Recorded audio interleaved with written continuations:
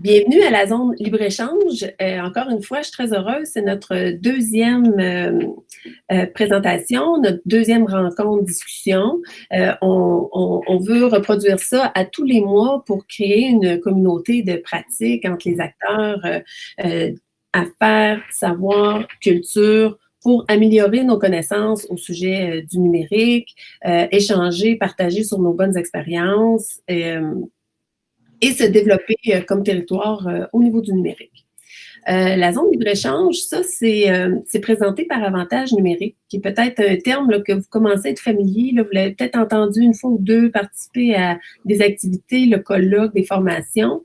Avantage numérique, ça se veut une communauté ouverte et inclusive sur un territoire assez large. Hein, on l'appelle le croissant boréal. Donc, vous voyez, il y a le nord francophone de l'Ontario, l'Abitibi-Témiscamingue et la Gaspésie. Dans le fond, ce qu'on veut, c'est se développer ensemble, développer l'écosystème numérique. C'est pas facile de le faire, fait que si on se met ensemble, qu'on met en commun des expertises, de l'équipement, tout ça, c'est ce que Avantage numérique souhaite faire. Donc, le sujet de notre échange d'aujourd'hui, ça va être l'automatisation du marketing. Donc, qu'est-ce que ça mange, ça, en hiver? C'est pas moi aujourd'hui qui va vous le dire, c'est notre conférencière. Mais ce que je sais, c'est que vous tous ici présents, vous vous occupez d'organisation, vous êtes dans une entreprise, vous avez beaucoup de choses à vous occuper dans une journée. Fait qu'on se demande comment est-ce que l'automatisation du marketing peut venir vous aider ou alléger certaines tâches. Et c'est Edma Annie Wellhouse qui va venir nous parler de ça. Edma Annie, elle se présente elle-même comme une créatrice de jolies choses. C'est une exploratrice de communauté, très curieuse, autodidacte et toujours connectée.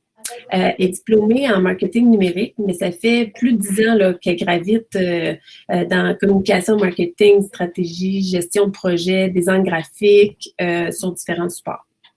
Mais aujourd'hui, on fait appel à son chapeau de stratège en marketing pour venir nous parler à la zone libre-échange. Et elle aura à peu près une trentaine de minutes pour faire sa présentation. Puis ensuite, on aura peut-être une trentaine de minutes aussi là, pour les questions, échanges, témoignages, etc. Donc, est-ce que ça vous va? Est-ce qu'il y a des questions? Tout va bien. Parfait. Bon, alors, j'invite Edma Annie à prendre la parole. Et moi, je me tais. Merci. Bien, bonjour à tous. Très contente d'être avec vous ce matin. C'est une première, une présentation en téléconférence comme ça. Donc, gênez-vous pas si vous trouvez que je parle trop fort ou trop vite ou quoi que ce soit, on va s'ajuster. Comme notre amie Stéphanie vous disait, il y a un document qui est disponible avec un lien dans le chat en ce moment. Si vous voulez faire un peu un suivi du contenu en même temps, je sais que moi, je suis visuelle, donc des fois, j'ai besoin d'un appui texte pour accompagner des dires. Donc, il est disponible là. Je vais passer par-dessus. Ce ne sera pas une lecture de ce document-là, je vous l'assure, mais ça va être quand même quelques points importants. Puis aussi, je vais déborder du contenu un petit peu de ce qui est inscrit dans le document. Donc, en général, on va commencer dans le vif du sujet. C'est quoi l'automatisation du marketing? En fait, on parle ici d'un ensemble de techniques et d'outils qui permettent d'automatiser les activités du marketing. Donc, on le sait, quand on a à s'occuper du marketing de nos organisations, il y a souvent des tâches qui sont extrêmement répétitives. Donc, on parle, exemple, d'envoyer des courriels promotionnels, on parle de faire la publication sur les réseaux sociaux ou de faire des campagnes publicitaires. Donc, à ce moment-là, nous, pour des raisons d'efficacité, on va utiliser des techniques qui vont automatiser ces processus-là. Les technologies existent, il y en a une panoplie. Je ne tomberai pas dans le détail de chacune d'entre elles, mais je vais vraiment vous expliquer c'est quoi le concept général de l'automatisation du marketing.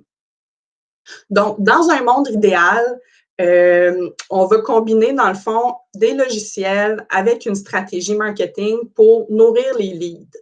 Les leads, en fait, c'est des prospects, des clients potentiels qui vont approcher vos entreprises.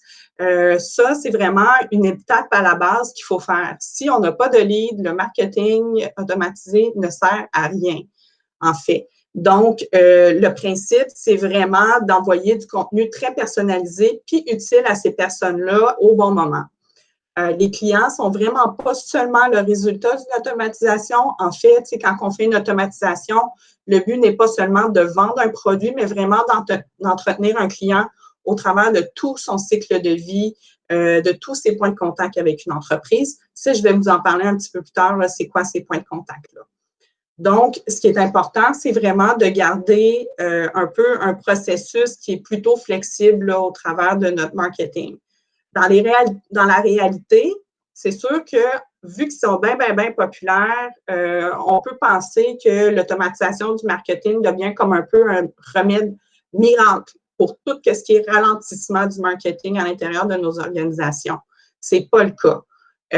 À partir du moment où on fait de l'automatisation du marketing, il faut être capable de générer des leads en partant. Donc, si on n'a aucun contenu sur nos sites web, si on ne fait aucune publication sur nos réseaux sociaux, ça ne donne rien d'automatiser les processus qui viennent par la suite parce qu'on n'a pas personne à qui envoyer les courriels. Donc, vraiment, on se retrouve souvent avec des équipes qui vont comme s'abonner ou en tout cas adhérer, acheter des logiciels hyper sophistiqués, mais qu'au final, ils ne pourront jamais les utiliser parce qu'ils n'auront jamais de base de données à qui envoyer les informations en partant. Donc, c'est vraiment le principe du marketing. Concrètement, là, c'est vraiment d'envoyer le bon message au bon client au bon moment. Donc, à partir du moment où on a une base de données avec plusieurs personnes dedans, qu'on a des offres à offrir, bien là, on compose le bon message puis on l'envoie à la personne au moment désiré. Donc, ça, c'est des systèmes qui vont se faire tout seuls. Donc, on n'aura pas besoin d'y aller à chaque fois qu'une nouvelle personne s'inscrit, exemple, à l'infolettre, d'aller créer un nouvel envoi, c'est qui va se faire tout seul. Donc, en gros, c'est ça. Vraiment, la chose à retenir, là, c'est vraiment une campagne de marketing automatisée, c'est d'envoyer la bonne offre avec le bon message à la bonne personne au bon moment. À partir du moment où on comprend ce principe-là, après ça, le moyen pour distribuer ce message-là, lui, va dépendre que de vos objectifs de marketing et de votre imagination. Je vous donne concrètement quelques idées d'envoi ou de marketing automatique qui existent. Il y a principalement 5 grandes familles pour ces systèmes-là. Le marketing par courriel, tout le monde est à peu près comme, il connaît ce principe-là. Là. Donc, on parle de série de courriels de bienvenue ou des courriels transactionnels quand quelqu'un fait un achat sur un site web. On parle des courriels, exemple, de panier abandonné. Donc, exemple, on visite un site web, on désire acheter quelque chose, on quitte le site. Plus tard, on reçoit un courriel qui dit « Oups, est-ce que vous voulez finaliser votre achat? » Ça, c'est de l'automatisation du marketing. Sur les médias sociaux, on parle plutôt d'autopublication de contenu. Donc, à ce moment-là, on peut programmer à l'avance les contenus qui vont être diffusés sur nos pages, sur nos profils sociaux, ce qui permet de pouvoir prévoir un peu plus longtemps à l'avance, puis pas avoir à passer trop de temps tous les jours sur la question de préparer son calendrier éditorial. Les chatbots, c'est un truc qui est vraiment en montée actuellement. Donc, on parle, la base, là, Facebook en fait une intégration quand même assez simple, qui est les réponses automatiques sur les pages Facebook. On peut intégrer ce même chatbot-là sur nos sites web. Donc, à ce moment-là, quelqu'un qui a besoin d'informations va communiquer avec vous via votre site web. Vous allez recevoir des notifications, puis le chatbot va leur répondre automatiquement.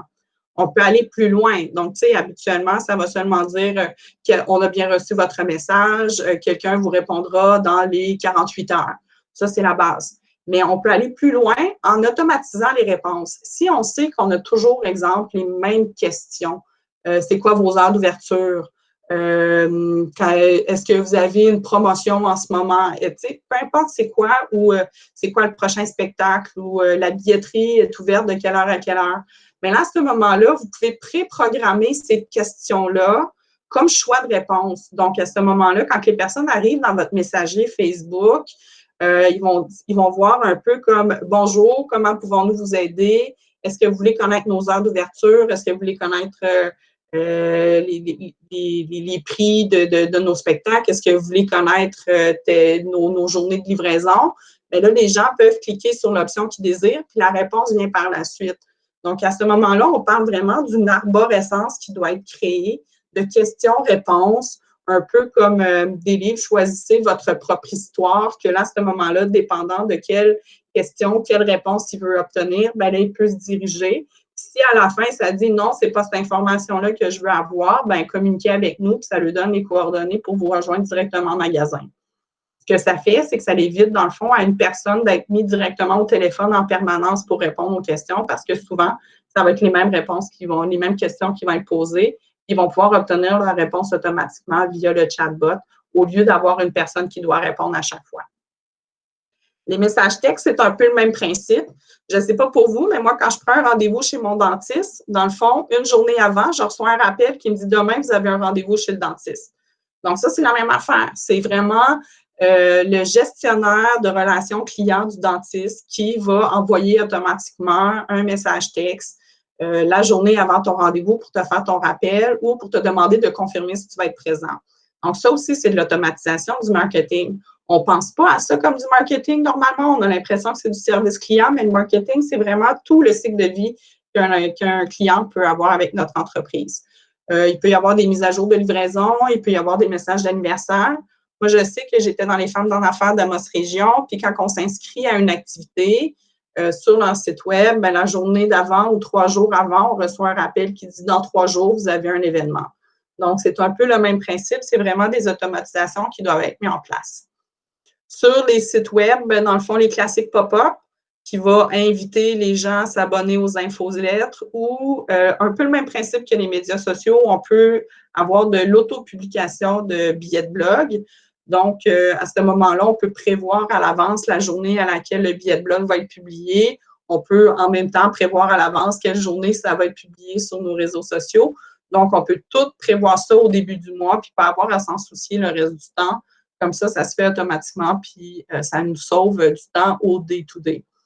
Les placements publicitaires, ça, je ne tomberai pas dans le détail. Il y a vraiment des agences qui se spécialisent là-dedans, mais le placement publicitaire aussi, c'est de l'automatisation du marketing. On parle souvent de retargeting. C'est des termes anglais, je sais. Il existe probablement une terminologie francophone pour ça, mais je ne la connais pas. Donc, c'est vraiment, exemple, les cookies qui vont détecter que vous êtes allé sur tel ou tel site. Puis après, quand vous vous promenez à un endroit ou à un autre sur le web, bien là, vous voyez des publicités qui sont ciblées par rapport à vos visites. Donc, ça, c'est vraiment du retargeting, comme on appelle. Puis ensuite, il y a aussi le placement publicitaire classique là, dans le Google AdWords. Donc, à ce moment-là, si, exemple, je fais une recherche pour ceinture de cuir brune, ben, le même publicitaire, lui, va avoir fait une publicité qui va être disponible avec le mot brune, noir, beige, tu sais, s'ils sont disponibles, ou, tu sais, exemple, souliers bleus, souliers rouges, t-shirt vert, t-shirt gris. Donc, si toi, tu cherches t-shirt gris, l'annonce que tu vas voir apparaître, c'est t-shirt gris disponible à tel endroit, mais si tu as cherché t-shirt vert, c'est la même annonce, t-shirt vert disponible à tel endroit. Les mots-clés vont changer. Donc, ça aussi, c'est de l'automatisme. C'est vraiment d'être capable de setuper un système. Mais ça, comme je vous dis, c'est vraiment une spécialisation en tel. Donc, on parle vraiment de 6 grandes familles d'automatisation. Aujourd'hui, on va vraiment s'attaquer principalement à tout ce qui est marketing par courriel, qui est comme la base là, de l'automatisation, ce qui prend aussi beaucoup de temps et qui permet d'entretenir quand même votre base de données. Mais avant de pouvoir se lancer dans le marketing, il faut savoir que ça prend ses bases.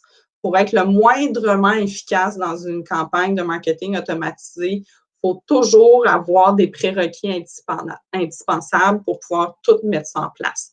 Parce qu'en fait, le secret avec le marketing automatisé, c'est la personnalisation. Donc, on ne s'adressera pas à la totalité des membres de notre audience, ça va être seulement à certaines personnes en particulier. Donc, je vous ai mis une petite checklist des prérequis pour pouvoir faire la base de votre stratégie de marketing. On va s'attarder un petit peu plus sur les 2 autres points. Donc, je parle des personas bien définis, du contenu de qualité, un parcours client bien établi, puis des objectifs clairs. Là, on se trouve à la page 8 là, du document. Donc, je vais aborder rapidement les personas puis les contenus, mais eux ne sont pas en détail dans le document. Les 2 autres le sont un petit peu plus. Des personas bien définis, dans le fond, c'est de comprendre, en fait, à qui est-ce qu'on parle.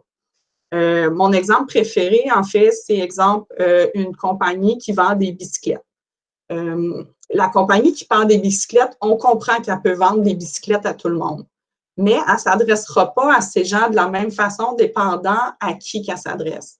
Donc, persona numéro 1 de la compagnie qui vend des bicyclettes, ça va être Gabriel, jeune étudiant qui sort de l'université, début de professionnel. Lui, il a une conscience écologique, il veut utiliser la bicyclette pour sa conscience écologique, il ne veut pas avoir de vélo, il veut un mode de transport actif puis alternatif au transport en commun ou à la voiture. C'est une personnalité.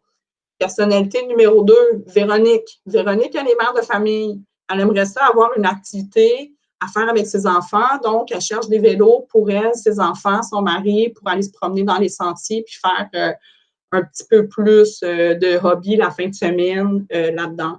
Donc, on s'entend que dépendant à qui tu vas t'adresser, le montage de tes publicités, le montage de ton marketing ne sera pas du tout pareil. Puis là, on ne parle pas non plus des professionnels, ceux qui vont faire, exemple, du vélo de montagne versus ceux qui vont faire du vélo de route. Donc, dépendant de ce que vous vendez, c'est important d'avoir en tête la personne à qui vous vendez. C'est pas vrai qu'on vend tout le monde, tant mieux si tout le monde l'achète, mais à la base, chaque entreprise va avoir 1, 2, maximum 3 personas. Ça veut dire une clientèle cible, une personne vraiment imaginaire, mais qui va être votre idéal à qui vous allez vouloir vendre. Donc, sans cette personne imaginaire-là, vous ne saurez jamais comment vous adresser, puis ça sonnera toujours un peu faux, puis personne ne va se reconnaître dans ce que vous vendez.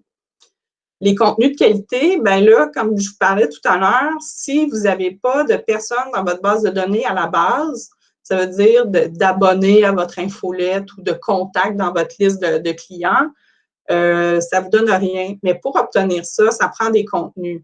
Donc, ça prend un site web qui est bien entretenu, que les informations sont à jour. Ça prend aussi habituellement des réseaux sociaux qui sont assez réguliers dans leurs publications. À partir du moment où vous êtes inactif, bien, c'est sûr que les gens n'iront pas s'abonner à vos contenus. Il faut aussi des contenus pertinents. Donc, les gens, exemple, qui vous suivent parce que vous êtes une institution culturelle, ils ne veulent pas savoir c'est quoi la dernière bouffe que vous avez faite chez vous au barbecue. Donc, c'est d'essayer de rester pertinent puis sur le sujet parce qu'à ce moment-là, vous allez perdre. Peut-être que ça va intéresser bien des gens, mais ça va diluer un peu le sujet que vous avez. Donc, vos contenus doivent être pertinents puis doivent être de qualité. À partir du moment où vous avez ces 2 bases-là que vous savez à qui vous adressez, bien là, il faut établir un parcours client. Ça, là, c'est la petite bête là, que les gens ne pensent pas. Je vais juste passer à évaluer vos ressources. C'est juste une petite note en passant avant de passer aux 2 autres points. Quand on fait une liste, on l'a dit tout à l'heure, on a des listes interminables de tâches à faire quand on doit gérer notre marketing. Oui, l'automatisation du marketing permet d'accélérer ou en tout cas d'automatiser certaines de ces tâches-là, mais il ne faut pas négliger le temps qu'on va avoir à entretenir puis à le mettre en place. C'est pas magique, ça prend du temps, il faut l'entretenir.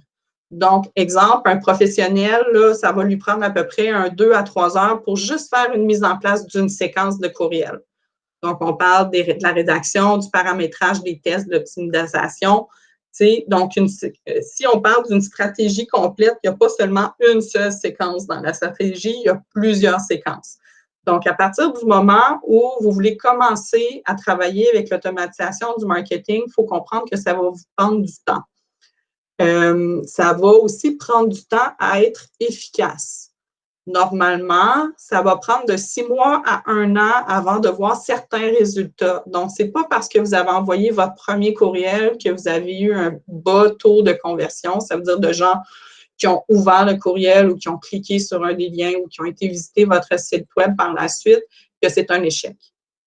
Les gens, ça leur prend une habitude, ça prend un système, il faut optimiser les systèmes qu'on met en place. Donc, il ne faut pas se décourager, mais effectivement, il faut mettre le temps parce que ce n'est pas en faisant une fois, en le lançant comme ça, qu'après ça, magiquement, vous allez avoir une tonne de clients qui va convertir automatiquement. Donc, puis même la base de données, les listes de diffusion, on va en parler un petit peu plus tard, mais quand vous cumulez des courriels comme ça, il faut les entretenir aussi.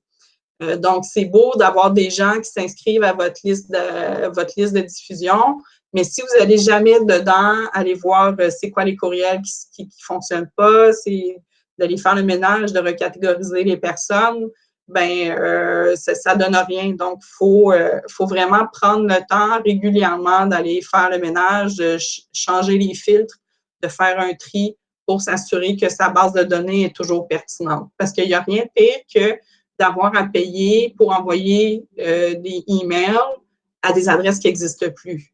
Donc, à ce moment-là, il faut vraiment s'assurer de faire le ménage dans notre base de données régulièrement. Puis même si les gens se désabonnent souvent, il y en a plusieurs qui se désabonneront juste jamais, mais qui n'ouvriront aussi jamais vos courriels. Donc, c'est important, une fois de temps en temps, de faire des relances. Puis à partir du moment où tu vois que ça fait 6 mois que la personne n'a jamais ouvert ton courriel, aussi bien comme la retirer, purger ces courriels-là de vos listes, parce que ça fait juste comme alourdir votre système. Donc, tantôt, je parlais d'établir le parcours client. Le parcours client, là, c'est le cycle de vie, là, comme je parlais. C'est un ensemble d'étapes réelles, potentielles, où un client passe au travers de ses interactions avec votre entreprise. Le marketing automatisé, dans le fond, ça nous permet d'être présent à chacune de ces étapes-là. Peu importe leur façon de naviguer entre chacune des étapes, là, il y a des statistiques qui disent que 87% des consommateurs s'attendent à vivre une expérience cohérente et sans friction à chacune des étapes et sur chacune des plateformes.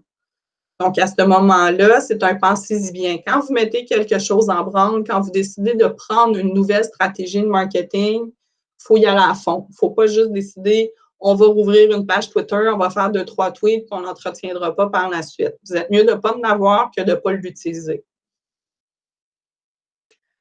Donc, traditionnellement, les entreprises vont concevoir un parcours client qui a l'air comme plutôt linéaire. À la page 11, là, je vous l'ai décrit, là, ça passe par 4 étapes. Donc, c'est la notoriété, c'est-à-dire de faire connaître ses produits ou services à ceux qui ne vous connaissent pas ou très peu.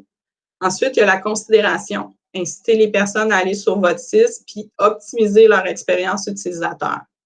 Ensuite, il y a la conversion, c'est-à-dire de concrétiser un achat ou n'importe quelle autre conversion. En fait, si vous êtes une école, en fait, la conversion ne sera peut-être pas nécessairement de s'inscrire à l'école, mais plutôt de faire une demande d'information sur un programme. Donc, les conversions, ce n'est pas toujours monétaire. C'est vraiment dépendant de c'est quoi vos objectifs personnels.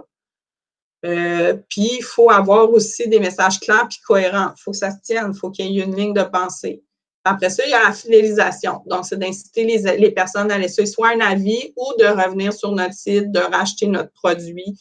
Donc, c'est d'entretenir les personnes au travers de leur utilisation de notre produit. Même si on a l'impression que le parcours client est un entonnoir, parce qu'on va souvent appeler ça aussi un entonnoir de vente, c'est comme un terme qui est utilisé dans le domaine, il faut comprendre que le parcours client, c'est vraiment pas linéaire. Okay? Les achats, c'est souvent émotionnel. Il y a autant dans dans le document, je dis B2B puis le B2C, ça veut dire de l'entreprise au consommateur ou entreprise vers une autre entreprise. Les comportements ne sont jamais les mêmes. Donc, à ce moment-là, il y a des gens qui peuvent rester stuck sur l'étape de la considération pendant une éternité. Il y en a d'autres qui peuvent passer directement à la conversion en un éclair. Donc, le principe avec l'automatisation du marketing, c'est justement d'éviter d'harceler une personne avec une étape quand on sait déjà qu'elle est passée à l'autre. Ça nous permet justement d'envoyer des messages personnalisés selon l'étape à laquelle tu es rendu et d'entretenir tout le monde en même temps. Fixer des objectifs clairs. On aurait tendance à penser que des chiffres comme le trafic ou le nombre de likes sur notre page ou le nombre de clics sur une pub, c'est un chiffre qui est pertinent. Personnellement, ou en tout cas dans la plupart des professionnels avec qui j'ai parlé, habituellement on appelle ça des mesures de vanité. Le nombre de personnes qui sont abonnées à votre Instagram compte très peu si ces gens-là n'interagissent pas avec votre page. Donc, à la place, moi, je vous dirais de vous fixer des objectifs qui sont en lien avec votre parcours client. Donc, d'être capable de vraiment déterminer des facteurs de croissance ou d'amélioration par rapport à votre parcours. Donc, à la page suivante, là, à la page 13, dans le fond, j'ai mis quelques exemples justement d'objectifs qui peuvent se retrouver à chacune des étapes. Donc, exemple, en notoriété, on peut dire obtenir 15% plus de mentions de marque, c'est-à-dire des gens qui mentionnent le nom de votre compagnie dans des publications, ou augmenter de 10% le taux d'engagement sur la page Facebook. Le taux d'engagement, c'est important. Le nombre de likes, ça ne l'est pas. Il peut y avoir 15 000 personnes qui aiment votre page, mais s'il y a seulement 2 personnes qui réagissent à vos publications, le 15 000 ne sert à pas grand-chose. Donc, l'important, c'est d'augmenter le taux d'engagement, non le nombre de likes. Dans la considération, bien, c'est sûr, l'infolette. Le nombre de personnes qui s'abonnent à votre infolette, bien, ça fait que des gens veulent en savoir plus sur votre entreprise. C'est vraiment assez classique. Mais il y a aussi, exemple, de répondre à toutes les requêtes Facebook en 60 minutes et moins. On pourrait penser que c'est du service client, mais en même temps, c'est de les aider à vous prendre en considération à dire, mais regardez, eux autres qui offrent un bon service, fait que je vais peut-être considérer acheter chez eux plus tard. Donc, tout ça fait partie de la considération. La conversion, bien là, à ce moment-là, il ne faut pas se mettre trop de pression non plus, là, surtout quand on commence. Donc, exemple, convertir 30% des nouveaux leads. Des nouveaux leads, exemple, c'est des nouveaux abonnés à votre page, à votre infolettre. Bien là, si vous dites, ben moi, j'en ai 4 par mois qui s'inscrivent, ben j'en veux au moins un de ces 4-là qui devient un vrai client d'ici 6 mois. Donc, à ce moment-là, vous allez devoir l'entretenir, vous allez devoir lui fournir du contenu pertinent pour que d'ici 6 mois, il décide d'acheter votre produit ou votre service. La fidélisation, ça, on parle plutôt, exemple, de demander soit des recommandations, ça c'est assez classique, ou de relancer des clients actuels. Donc, vous savez que ce client-là achète déjà, vous pouvez lui proposer des packages premium ou des choses comme ça. Donc, vous pouvez comme proposer des offres exclusives. Ces gens-là vont se sentir vraiment privilégiés, puis ça va permettre de vendre des trucs habituellement qui ne se vendraient pas au commun de votre clientèle. Puis ça crée une fidélisation parce que quelqu'un qui achète savent qu'un coup qu'ils ont acheté puis qu'ils sont des bons acheteurs, bien, ils vont devenir comme disponibles pour un autre package ou avoir priorité sur l'adhésion d'un événement ou quoi que ce soit. Ça, c'est toutes des méthodes de fidélisation. Donc, peu importe l'entreprise que vous avez, les clients vont relativement tous passer par les 4 mêmes étapes. Et ça va faire un cycle. Un coup qu'ils ont été fidélisés, bien là, ils vont revenir à la conversion, puis ils vont reconsidérer, est-ce que je veux racheter ce produit-là? Est-ce que je veux refaire affaire avec cette compagnie-là? Donc, c'est vraiment important, là, un coup qu'on est passé à considération, là, on va toujours faire comme un genre de cycle de vie entre la considération, la conversion puis la fidélisation. Là, on tombe dans la pratique. Un coup qu'on a compris vraiment ces principes-là, là, qu'on a notre base d'établi, ben après ça, on est capable de créer une campagne de marketing. Moi, je vous l'ai mis en 5 étapes. Ça peut être subdivisé en plus d'étapes si vous le souhaitez, mais disons, ça, c'est les 5 grandes. Donc, comment créer une campagne de marketing automatisée en 5 étapes? La 1, choisir les bons outils. La 2, segmenter votre audience. Ensuite, définir vos déclencheurs, créer vos messages. La dernière étape, qui est souvent la plus importante, tester, mesurer, optimiser. J'aurais pu rajouter à la fin répéter, parce qu'on recommence toujours. Donc, l'étape 1. Comme on disait, créer une campagne d'automatisation du marketing, il faut utiliser un logiciel. Donc, ce logiciel-là permet de connecter les informations de vos contacts, mais aussi de les recontacter ultérieurement. Il existe beaucoup, beaucoup de solutions en ce moment. Il y en a plusieurs qui sont québécoises, il y en a qui sont externes. Donc, comment vous faites pour le choisir? En fait, ça dépend de vos objectifs, le moyen que vous voulez utiliser. C'est sûr qu'on n'utilisera pas MailChimp, qui est un fournisseur quand même assez connu, si votre but, c'est d'envoyer des messages Facebook. Donc, c'est sûr, dépendant de quel moyen vous voulez utiliser pour faire votre automatisation, vous allez changer de logiciel. Il existe des grands logiciels plus coûteux, effectivement, mais qui vont comme intégrer tout ça ensemble. HubSpot, ça n'est un exemple, mais HubSpot, c'est un bon investissement quand même. Donc, on parle souvent d'un 200, 300 $ par mois. dépendant du service que vous voulez avoir. Donc, c'est sûr que quand on est une petite entreprise, des fois, on va se tourner vers des logiciels qui sont des fois gratuits, comme MailChimp, comme là, ça m'échappe, mais il y en a des Québécois aussi dans le même genre.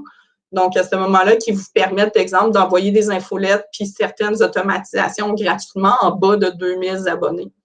En haut de 2000 abonnés, ben là, vous allez devoir payer un extra. Oui, je vois le lead Fox dans les, dans les commentaires. Effectivement, là, il y en a une tonne. Je ne vous ai vraiment pas fait la liste des logiciels qui existent pour chacune des familles d'automatisation parce que ça n'aurait pris comme 10 pages. Je vous dirais, souvent, la plupart de ces logiciels-là ont la possibilité d'utiliser une version test. Donc, une période de 15 jours, de 10 jours, de 30 jours où vous pouvez essayer le logiciel avant de vraiment devoir commencer à payer.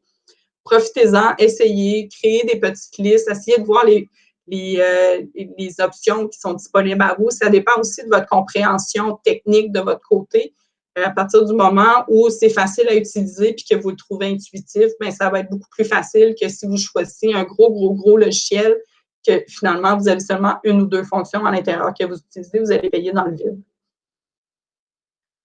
Segmenter votre audience. Ça, c'est vraiment les fondations. Quand on parle de base de données, depuis tantôt, là, je vous parle de base de données puis de gestion de clients.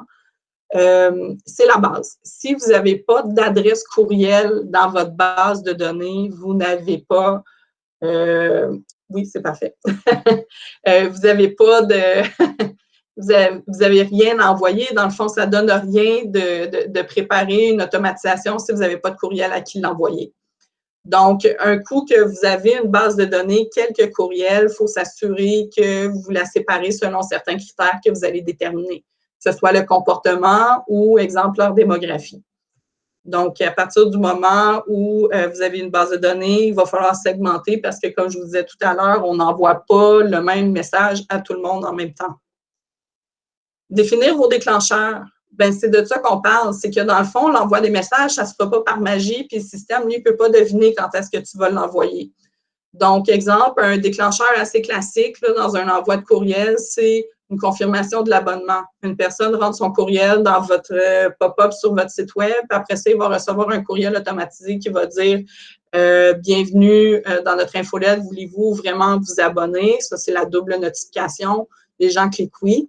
Puis ça, c'est un envoi automatisé. Puis dès qu'ils cliquent oui, ben là, ils vont recevoir une série de courriels de bienvenue. Donc, il y a beaucoup de courriels automatisés qui existent déjà dans les systèmes que vous utilisez. Ceux qui font de la vente en ligne, tout ce qui est des déclencheurs quand quelqu'un fait un achat puis que la personne reçoit une confirmation de commande, c'est déjà setupé. Des demandes de rétroaction, exemple, vous avez visité tel endroit, est-ce que vous voulez nous laisser un message? Bien ça, exemple, Google va vous l'envoyer régulièrement parce qu'eux, ils vont détecter que vous avez visité tel endroit puis ils veulent avoir des avis. Donc ça, c'est déjà organisé.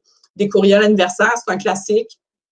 Puis après ça, selon le cycle de vie que vous avez déterminé, comme je vous disais tantôt, des campagnes de réengagement, c'est assez nécessaire parce que si les gens commencent à être inactifs dans votre base de données, vous devez vous assurer qu'ils veulent rester dans votre base de données, sinon vous allez payer pour des abonnés morts, en fait. Parce que si vous atteignez plus que 2000, exemple pour MailChimp, bien là, vous payez. Mais s'il y en a 1000 là-dessus qui ne sont pas actifs, ça ne donne rien. La quatrième étape, bien, c'est de créer les messages. Les bases, c'est vraiment de créer des messages en forme de séquence. Donc, exemple, tantôt, je parlais d'une séquence de bienvenue. Un classique, vraiment, c'est 6 courriels pour une séquence de bienvenue. Donc, on a le premier qui souhaite la bienvenue. Ensuite, on va discuter du problème parce que les gens, en fait, ils viennent vous voir parce qu'ils ont un problème, soit qu'ils ont besoin d'un vélo, soit qu'ils veulent se divertir, soit qu'ils veulent un service. Donc, ça, ces besoins-là viennent d'une problématique.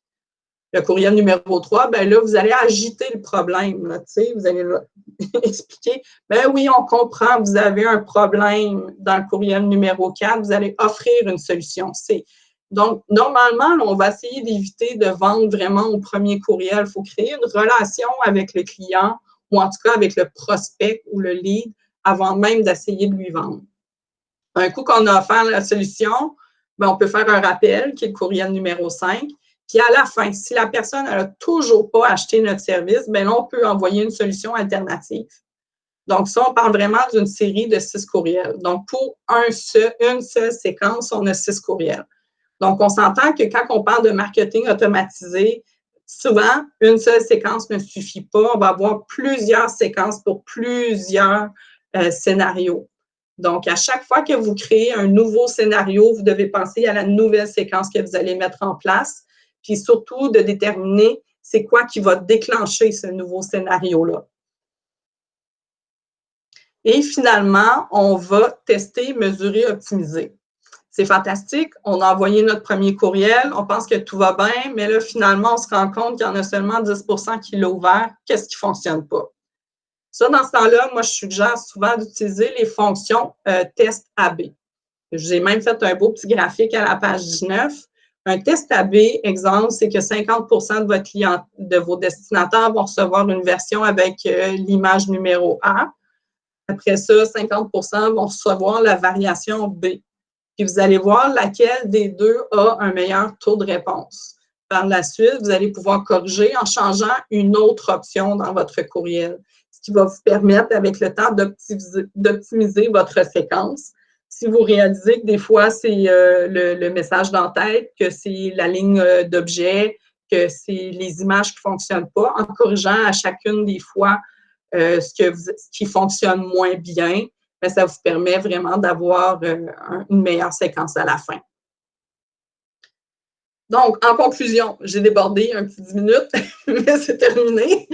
En fin de compte, l'automatisation du marketing a vraiment fait ses preuves pour un rendement d'affaires. Mais c'est sûr que c'est un processus qui va mener des leads vers des services, mais il faut créer des leads en premier lieu. Donc, à partir du moment où vous n'avez pas de stratégie pour pouvoir récolter des courriels, pour récolter des contacts, l'automatisation du marketing ne vous servira à rien. Il faut aussi penser à fixer des objectifs spécifiques et mesurables, puis les surveiller en permanence. Donc, ce n'est pas quelque chose que vous pouvez juste laisser aller. Oui, au fil du temps, vous allez de moins en moins vous en occuper parce qu'il va être de plus en plus efficace, mais c'est sûr qu'au début, c'est un investissement en temps et en énergie. Il faut aussi sélectionner des outils pertinents selon vos besoins, puis jamais oublier de tester et d'optimiser ce que vous faites en continu. Voilà. Merci beaucoup, Emma-Annie. Écoute, c'était parfait, très clair comme présentation, puis je trouve ton document tellement bien structuré aussi. Ça va être partageable par la suite. Alors, merci beaucoup. Je vais tout de suite faire le tour pour voir s'il y a des questions. Sinon, moi, j'en ai plusieurs. Stéphanie, est-ce qu'on a dans notre onglet de chat, est-ce qu'on a eu des questions? Non, je n'ai pas eu de questions par écrit, mais s'il y en a qui veulent ouvrir leur micro et poser la question, c'est ouvert. Ça fait plaisir, Maude. Bien, dans le fond, on a parlé beaucoup en termes affaires, mais je le vois très bien appliqué dans le milieu de la culture, par exemple. Là, on parle de vente, mais est-ce qu'on peut aussi parler de ça en termes d'engagement humain, là, recruter des bénévoles, par exemple, ou créer un sentiment d'appartenance? Je ne sais pas si tu as des exemples à nous donner là-dessus. Oui, absolument. Ben, comme tantôt, je disais que l'objectif final n'est pas toujours une vente. Donc, si votre objectif final, c'est le recrutement de bénévoles, ben là, à ce moment-là, c'est ça votre conversion. Donc, c'est des nouveaux bénévoles qui s'abonnent à votre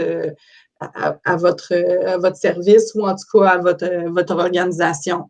Donc, le but, c'est vraiment de déterminer, exemple, si pour vous, le principe, c'est d'avoir plus de bénévoles ou plus d'engagement, bien là, vous allez créer vos messages en conséquence. Donc, ça va être plus de créer une communauté versus d'offrir des offres de services ou des offres de produits.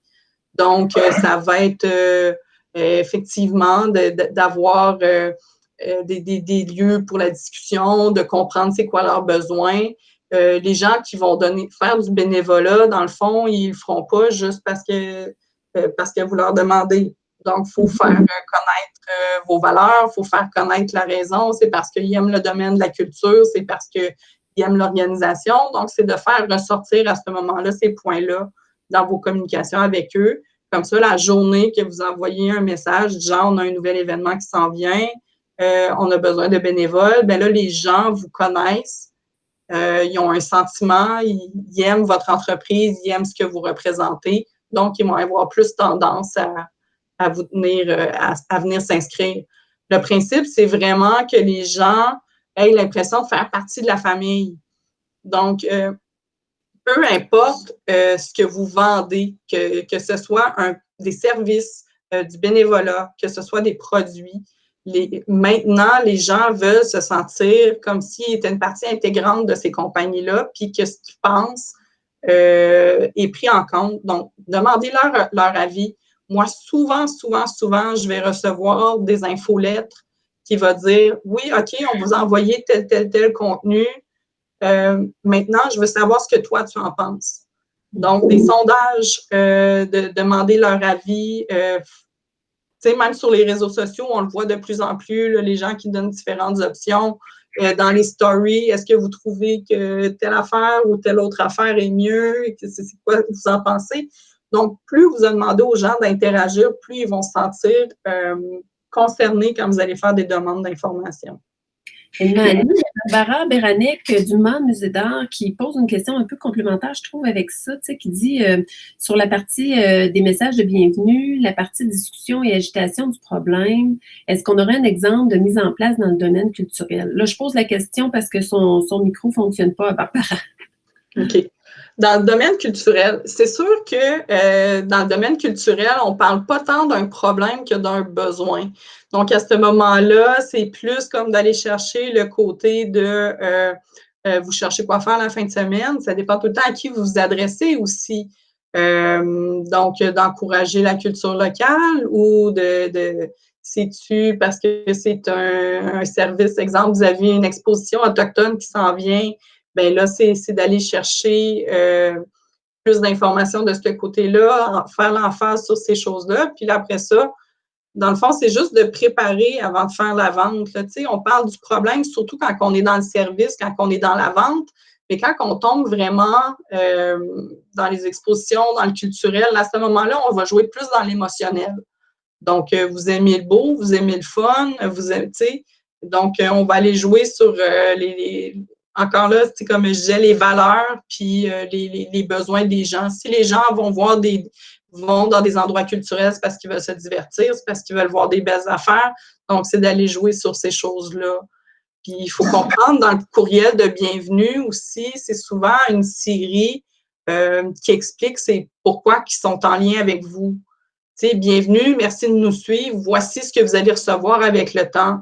Donc, si eux, leur principe d'être là, c'est de recevoir un calendrier régulier des activités culturelles qui se passent dans le coin, bien là, à ce moment-là, ils vont recevoir ça régulièrement à la suite, mais dans le bienvenu, c'est d'expliquer qu'est-ce qu'ils vont recevoir à la base. Il y a Maude Labrec-Denis aussi, là, qui avait un petit commentaire et une petite question. Je ne sais pas si Maude, tu veux prendre le micro?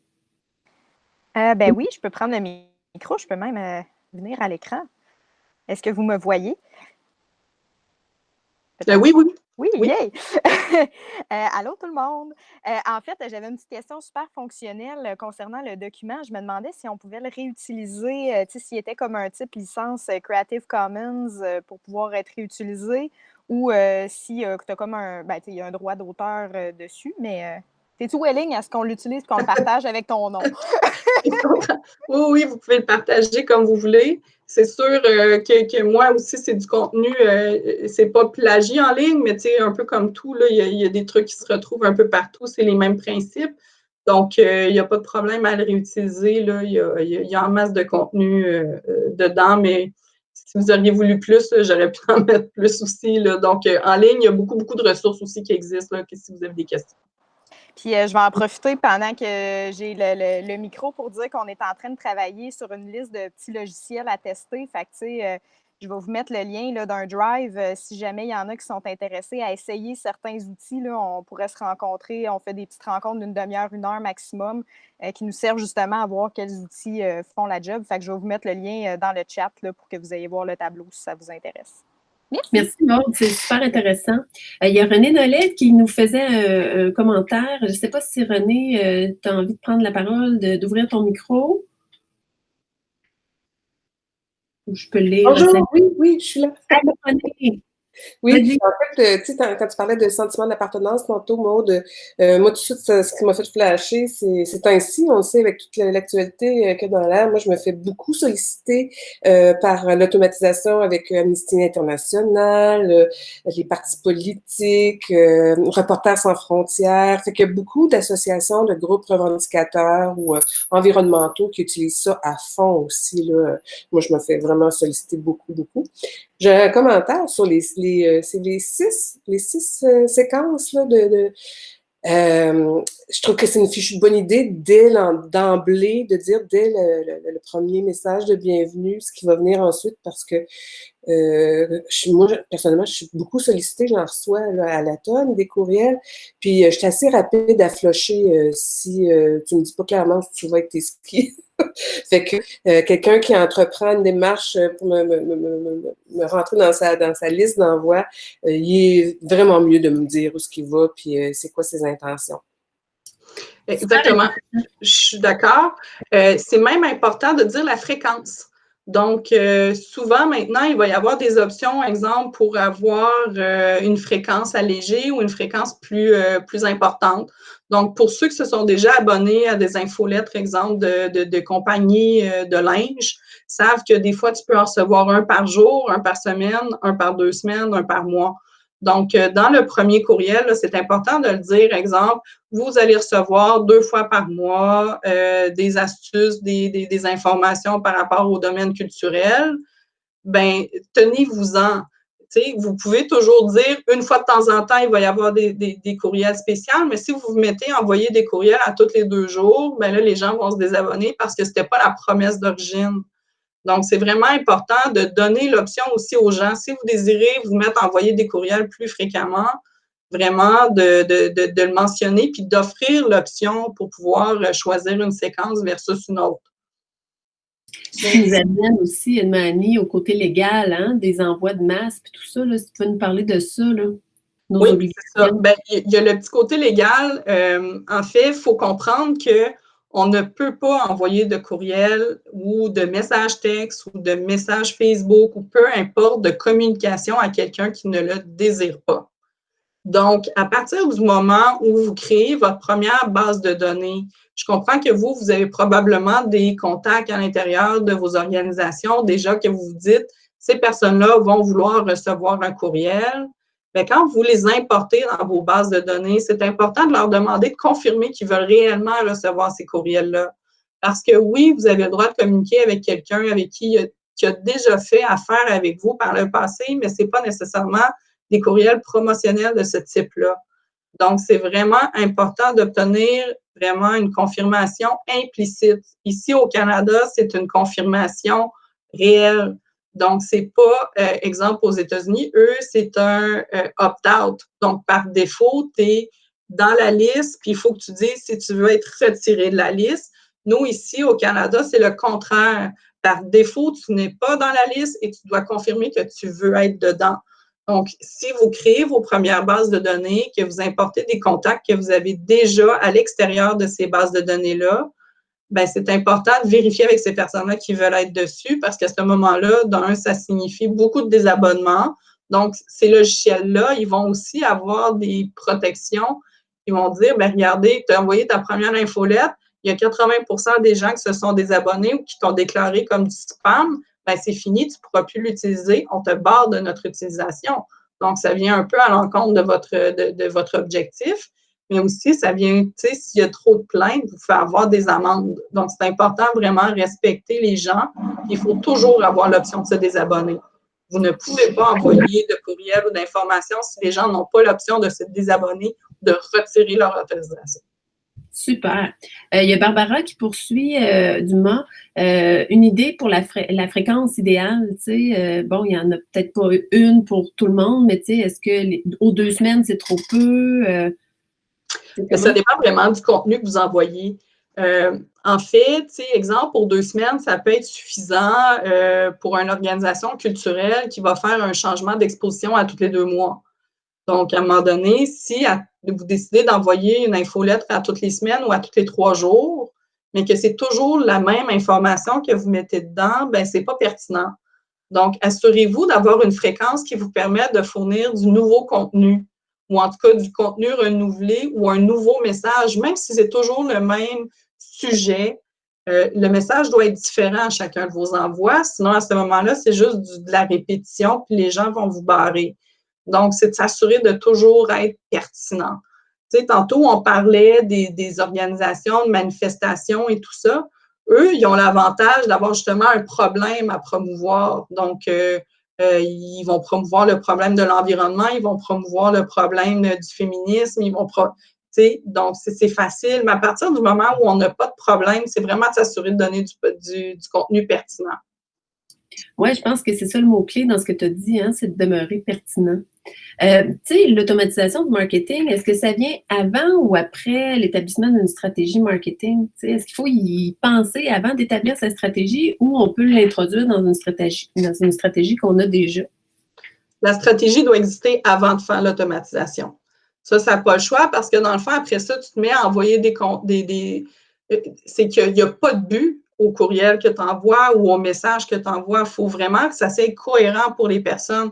Donc, si, exemple, tu décides de te lancer dans l'automatisation du contenu, mais que tu ne sais pas à qui tu t'adresses, à quelle étape tu décides d'envoyer les courriels, là, à ce moment-là, ça devient un peu confus pour le client parce qu'une journée, tu vas promouvoir un service, l'autre journée, ça va être le contraire.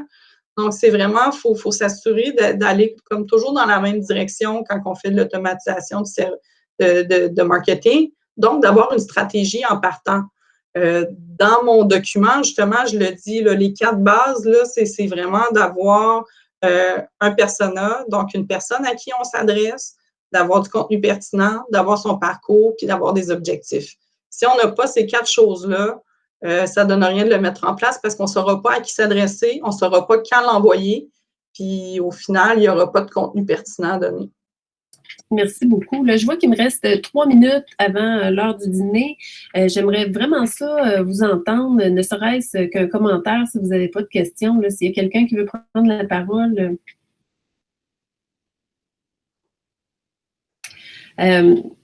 S'il n'y en a pas de questions, pas de commentaires, moi, je me demandais, il y a beaucoup de logiciels derrière ça. Tu as parlé de bases de données. Je ne sais pas s'il y a une plateforme qui est idéale pour les bases de données.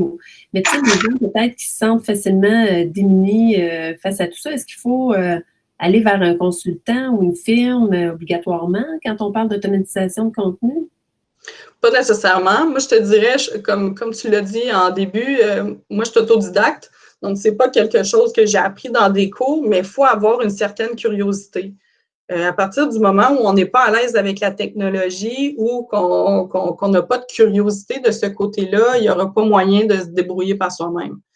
À partir du moment où, exemple, on parle de bases de données et de logiciels, la plupart des logiciels vont offrir une base de données intégrée. Exemple, MailChimp, la liste de courriels est là. Mais tu sais, chaque entreprise, normalement, devrait avoir les informations de ses clients, peu importe la façon que vous les collectez, que ce soit une liste Excel, que ce soit un Access, que ce soit l'ordinateur de vente. Souvent, ils vont avoir déjà une liste. Donc, c'est ces listes-là qu'on va réutiliser par la suite pour créer nos bases de données. C'est juste comme exemple, un coup qu'on les a importés, exemple dans MailChimp, là, à ce moment-là, les bases de données vont se parfaire, puis les noms vont s'ajouter dedans au fur et à mesure que les demandes d'adhésion se rajoutent dedans. Donc, pas besoin d'avoir nécessairement 2 logiciels. C'est juste qu'il faut comprendre que cette base de données-là vous appartient, puis c'est la chose qui vaut le plus votre liste client. Parce qu'à partir du moment où vous êtes une entreprise puis vous n'avez pas de liste de clientèle, votre entreprise ne vaut pas grand-chose. Donc, cette liste client-là, c'est important de l'avoir à quelque part. Donc, si vous n'avez jamais fait la démarche de sortir toute votre clientèle, toutes les personnes qui vous ont communiqué avec le temps pour demander des informations, ça, c'est votre base de données. Qu'elle soit écrite dans un document Word, qu'elle soit écrite dans un document Excel, sur un notepad, dans un cahier de ligné à la maison. Ça, c'est votre base de données. Merci beaucoup, c'était très clair, encore une fois, très pertinent. J'espère que tout le monde vous avez apprécié autant que moi. Je te remercie beaucoup, Ilma-Annie. Pour tout le monde, sachez que la présentation va être disponible en rediffusion. Ça va être partagé via la page Facebook, le site Internet et l'infolette d'Avantage numérique. Vous pourrez la partager aussi à ceux qui l'ont manqué dans votre réseau. Alors, je vous laisse aller dîner tout le monde, puis on se retrouve le mois prochain, j'espère. À très bientôt. Merci.